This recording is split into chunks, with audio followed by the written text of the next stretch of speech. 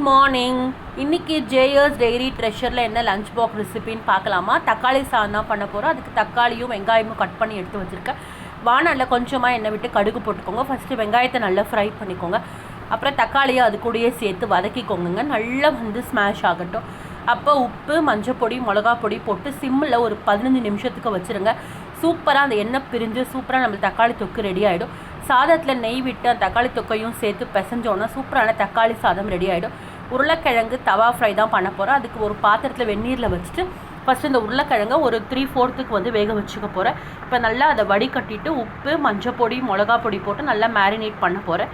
இப்போ தோசை தவாவில் போட்டு சூப்பராக அதை ஃப்ரை பண்ணிட்டேன்னா காம்பினேஷன் செமையாக இருக்கும். இன்றைக்கி ஸ்நாக்ஸுக்கு பார்த்திங்கன்னா பாப்கார்ன் கொடுத்துருக்கேன். கொஞ்சம் டிஃப்ரெண்ட்டாக நெய்லியே மஞ்சப்பொடி, உப்பு, அப்புறம் இட்லி மிளகா பொடியை போட்டு இந்த கார்னையும் போட்டு சூப்பராக பாப்கார்னை வெடித்து விட்டுட்டேன். இதுதான் எங்கள் வீட்டு லஞ்ச் பாக்ஸ் ரெசிபி.